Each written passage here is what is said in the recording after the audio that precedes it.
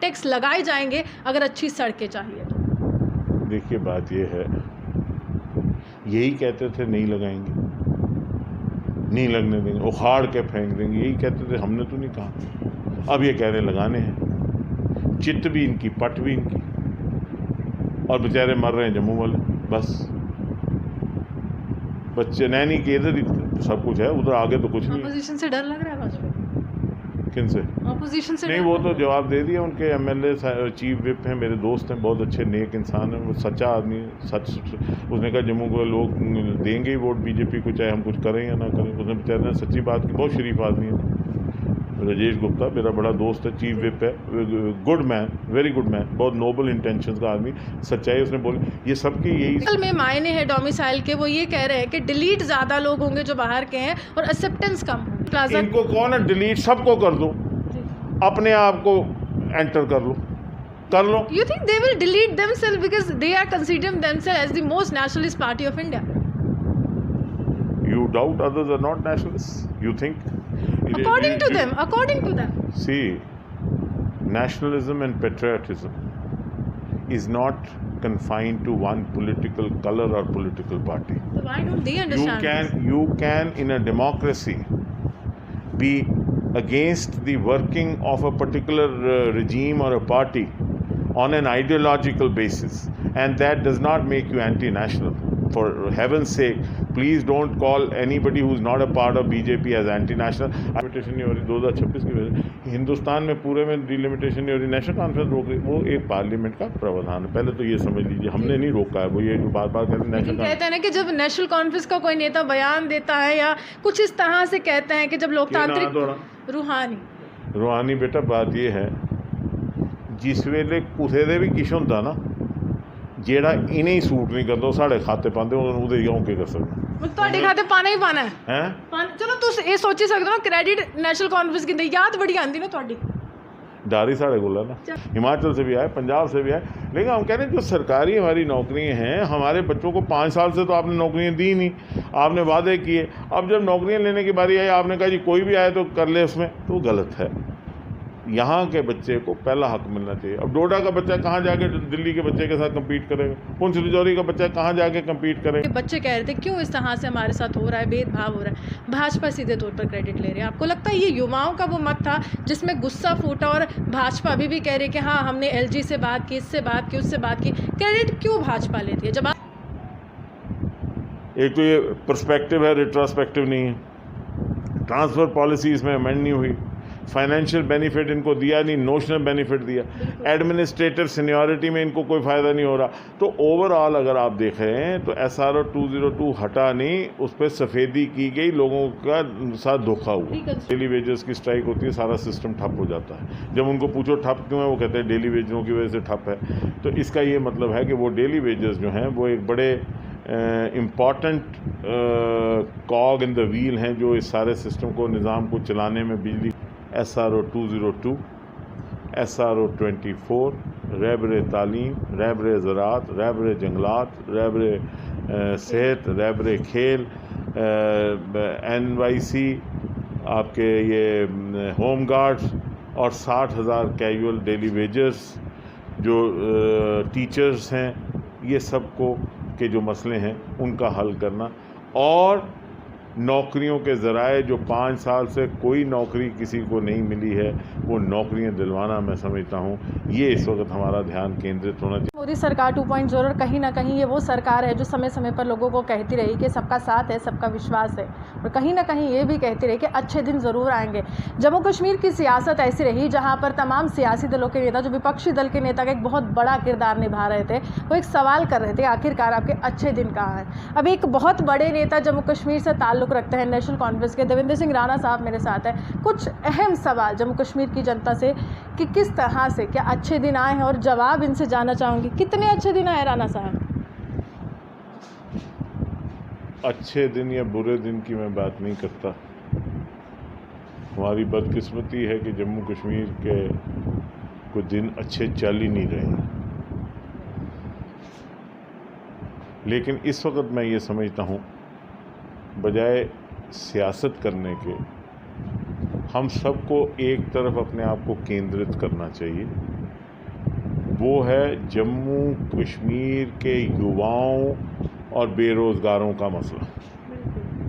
सियासत को छोड़ दें, क्योंकि जम्मू कश्मीर इंटरनेशनल सियासत का एक अखाड़ा बना हुआ है, उसमें मैं नहीं जाऊंगा, मैं बड़ी बात नहीं करूंगा, मैं सिर्फ छोटी बात करूंगा। SRO 202, SRO 24, रहबर तालीम, रहबर ज़राअत, रहबर जंगलात, रहबर सेहत, रहबर खेल, NYC, आपके ये होम गार्ड्स और 60,000 कैजुअल डेली वेजर्स जो टीचर्स हैं, ये सबको के जो मसले हैं उनका हल करना, और नौकरियों के ज़राए जो 5 साल से कोई नौकरी किसी को नहीं मिली है, वो नौकरियां दिलवाना, मैं समझता हूँ ये इस वक्त हमारा ध्यान केंद्रित होना चाहिए।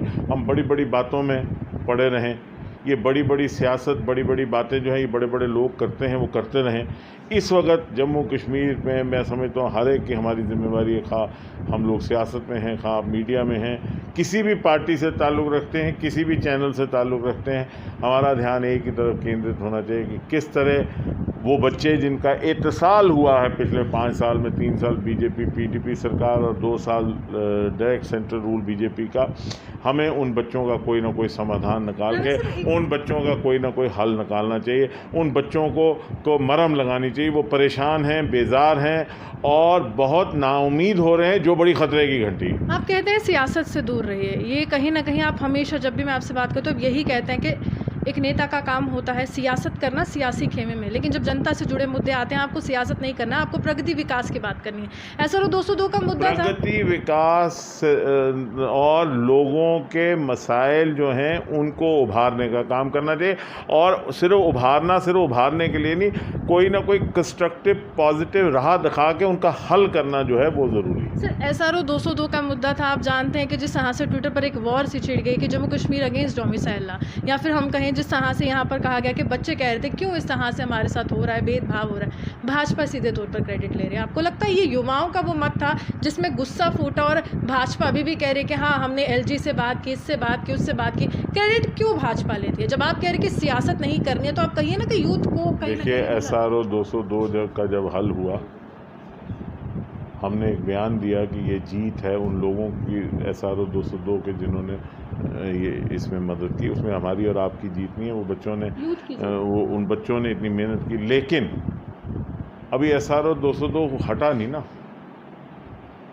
जीत नहीं हुई, जीत का आश्वासन दिया गया, मुबारकें दी गई, पोस्टर लगाए गए, लेकिन जो SRO 202 हटाया, जो बच्चे 2015 से जो आज तक इसके खेमे में आए हैं और जो इसकी लड़ाई लड़ रहे थे, जो जंग लड़ रहे थे, जो स्टेक होल्डर्स थे, उनको कोई फ़ायदा नहीं हुआ है। एक तो ये पर्सपेक्टिव है, रिट्रोस्पेक्टिव नहीं है। ट्रांसफ़र पॉलिसी इसमें अमेंड नहीं हुई, फाइनेंशियल बेनिफिट इनको दिया नहीं, नोशनल बेनिफिट दिया, एडमिनिस्ट्रेटिव सीनियरिटी में इनको कोई फ़ायदा नहीं हो रहा। तो ओवरऑल अगर आप देखें तो SRO 202 हटा नहीं, उस पर सफ़ेदी की गई, लोगों का साथ धोखा हुआ, रिकन्स्ट्रक्ट भी क्या किया गया। 2015 में जो बच्चा लगा उसको कोई फ़ायदा ही नहीं है। डेली वेजर्स के लिए एक बहुत बड़ा सवाल हमने RS पठानिया से पूछा। उन्होंने सीधे तौर पर कहा कि जनाब जो पिछली सरकारें थी उन्होंने इतने लोगों को भर्ती कर दिया कि अब मुमकिन नहीं है उनको सैलरीज देना। पठानिया मेरे अजीज़ हैं, मैं उनकी बात पे कोई टिप्पणी नहीं करूँगा। बहरहाल जहाँ तक सवाल डेली वेजेस का है, 60,000 डेली वेजेस की लिस्ट बनी, सारी सोच समझ के प्रॉपरली कि ये 60,000 जो हैं ये जेन्युइनली अपॉइंटेड हैं।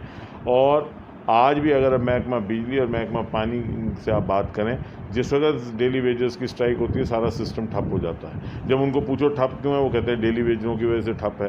तो इसका ये मतलब है कि वो डेली वेजेस जो हैं वो एक बड़े इम्पॉर्टेंट कॉग इन द व्हील हैं, जो इस सारे सिस्टम को, निज़ाम को चलाने में, बिजली का और पानी का। तो उनका आपने फ़ैसला कर लिया कि ये 60,000 आदमी सारे चेक करके, कोई बायोमेट्रिक चेक, कोई दूसरा चेक, कोई पेरेंटेज चेक, कोई रिकॉर्ड चेक, सारा करके आपने कहा जी अब इनको रखा जाए। तो जब ये सारा करने के बाद आपने इस नतीजे पर पहुंचे कि ये 60,000 को करना चाहिए, उनको रेगुलराइज कर देना चाहिए। जब सब कुछ बना हुआ तो उसमें कोई ऐसा फारूक साहब ने हाल ही में बयान दिया कि असंवैधानिक है। उन्होंने कहा कि अनकॉन्स्टिट्यूशनल है डोमिसाइल लॉ। इस पर भाजपा की प्रतिक्रिया आई। उन्होंने कहा खतरे में कहीं ना कहीं भाजपा जो है वो सोच रही है कि खतरे में नेशनल कॉन्फ्रेंस और कांग्रेस है, बाकी कोई खतरे में नहीं। उन्होंने कहा कि वो संविधान है जिसकी रक्षा करने के लिए सब आगे आते हैं, और आप एक सांसद हैं, आप सदस्य हैं, आपको नहीं पता कौन सा कानून कहाँ से जा रहा है। देखिए, बात यह है, हम सब लोग भारत का एक हिस्सा हैं और भारतीय होने पे हमें नाज है। हमने डोमिसाइल लॉ जो बना है 5 अगस्त के बाद भाजपा और भाजपा के पदाधिकारी और जितने भी सरकारी एहलकार हैं, उन्होंने जम्मू कश्मीर के 1 करोड़ 30 लाख जो परमानेंट रेजिडेंट हैं, जिनको स्थायी निवासी कहते हैं, उनको एक आश्वासन दिया था कि हम कुछ भी करें लेकिन आपकी नौकरियां और आपकी ज़मीनें जो हैं वो महफूज रहेंगी। जो डोमिसाइल लॉ लाया गया, वो डोमिसाइल लॉ जो है वो उसके कॉन्ट्रेरी है। हमारा ये कहना है कि जम्मू कश्मीर के 1 करोड़ 30 लाख जो अवाम हैं, उनकी नौकरियां और उनके जो ज़मीन के हकूक़ हैं, क्योंकि हमारे बच्चे जो हैं वो बाहर के बच्चों के साथ कम्पीट नहीं कर सकते। हम पूरे भारतवर्ष का हिस्सा, ये नहीं हम कह रहे कि हमें अलग कर दीजिए, वो आने नहीं चाहिए, नहीं, क्यों, वो हमारे भाई हैं, हम सब एक दूसरे भाई, हम भारतीय हैं, एक दूसरे के भाई हैं, हिमाचल से भी आए, पंजाब से भी आए। लेकिन हम कह रहे हैं जो सरकारी हमारी नौकरियां हैं, हमारे बच्चों को 5 साल से तो आपने नौकरियां दी नहीं, आपने वादे किए, अब जब नौकरियां लेने की बारी आई आपने कहा जी कोई भी आए तो कर ले उसमें, तो गलत है। यहाँ के बच्चे को पहला हक मिलना चाहिए। अब डोडा का बच्चा कहाँ जाके दिल्ली के बच्चे के साथ कम्पीट करेगा, पुंछ राजौरी का बच्चा कहाँ जाके कम्पीट करेगा। यहाँ के भाजपा कहती है कि जो वंचित है उनको अधिकार मिले, तो इससे नेशनल कॉन्फ्रेंस को क्या तकलीफ है?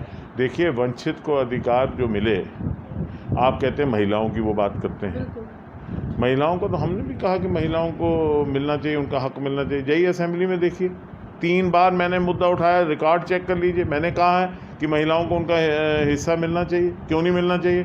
जेंडर बायस का गलत है।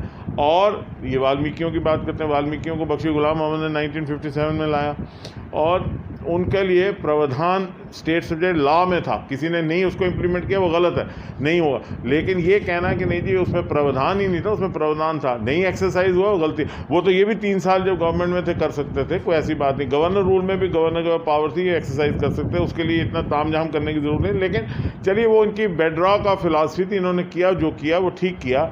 लेकिन वो लोग जिनकी ये बात करें, कुल मिला के 20-30 हज़ार लोग हैं। मसला ये 20-30 हज़ार का नहीं है, यहाँ बात की जा रही है 27-28 लाख लोग जो हैं वो जम्मू कश्मीर में इस वक्त हैं, जो बाहर से आए हैं।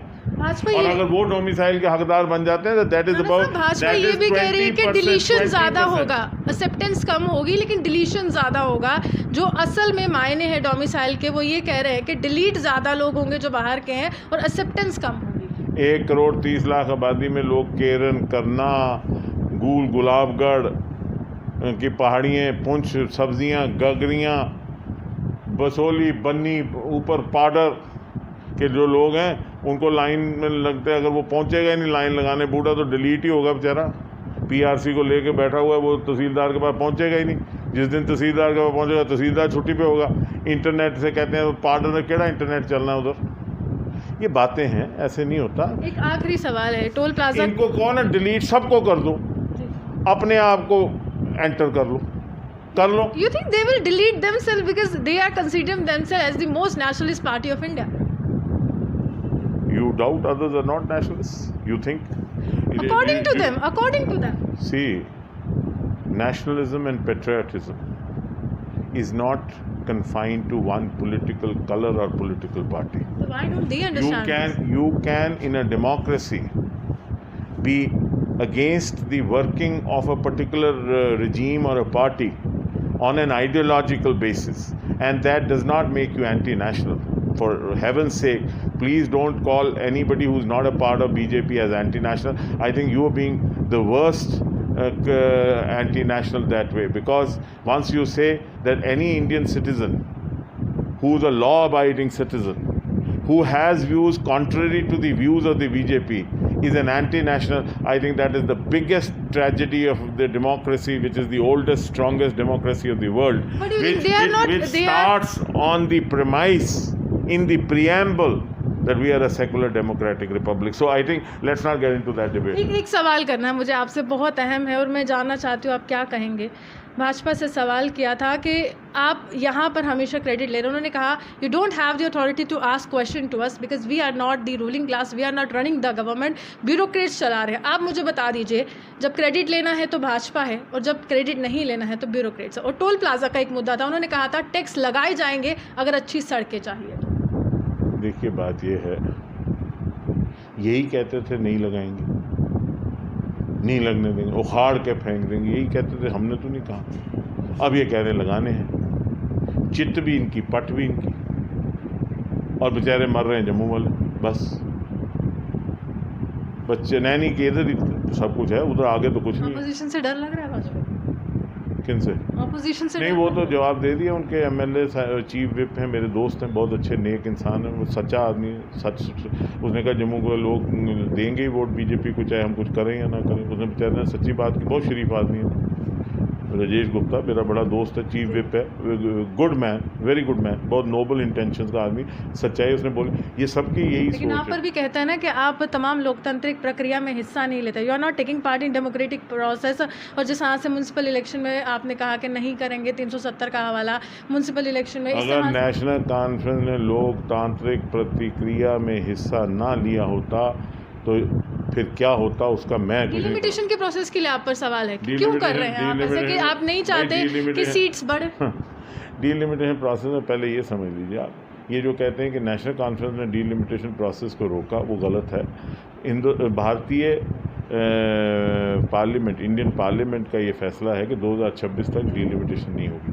मध्य प्रदेश में डीलिमिटेशन नहीं हो रही 2026 की वजह से, हिंदुस्तान में पूरे में डीलिमिटेशन नहीं हो रही, नेशनल कॉन्फ्रेंस रोक रही। वो एक पार्लियामेंट का प्रावधान है, पहले तो ये समझ लीजिए, हमने नहीं रोका है। वो ये जो बार बार कहते हैं नेशनल कहते हैं ना कि जब नेशनल कॉन्फ्रेंस का कोई नेता बयान देता है या कुछ इस तरह से कहते हैं कि जब लोकतांत्रिक रूहानी बेटा, बात ये है जिस वेले कुछ भी किश होंदा ना जेड़ा इन्हें सूट नहीं करता साढ़े खाते पाते के कर सकते, ਤੁਹਾਡੇ ਖਾਤੇ ਪਾਣਾ ਹੀ ਪਾਣਾ है। चलो ਤੁਸੀਂ ਇਹ ਸੋਚੀ ਸਕਦੇ ਹੋ ਕ੍ਰੈਡਿਟ ਨੈਸ਼ਨਲ ਕਾਨਫਰੰਸ की याद बड़ी आंदी ना ਤੁਹਾਡੀ डर ही साढ़े कोल है ना। चलो no they are saying national conference इतना वर्चस्व रखती है कि BJP scared of this political party, but somehow I must say कि if you are playing the role of opposition in Jammu and Kashmir you must have that kind of guts to face the Bharatiya Janata Party, because somehow they are saying कि opposition हमारे सामने कुछ नहीं है। But right now जिस तरह से सर्कमस्टांसिस बन रहे हैं, अपोजिशन भी अपना किरदार में, they are playing their role well. इसके साथ कैमरामैन गुलशन कुमार के साथ मैं रूहानी आपसे दालित नमस्कार।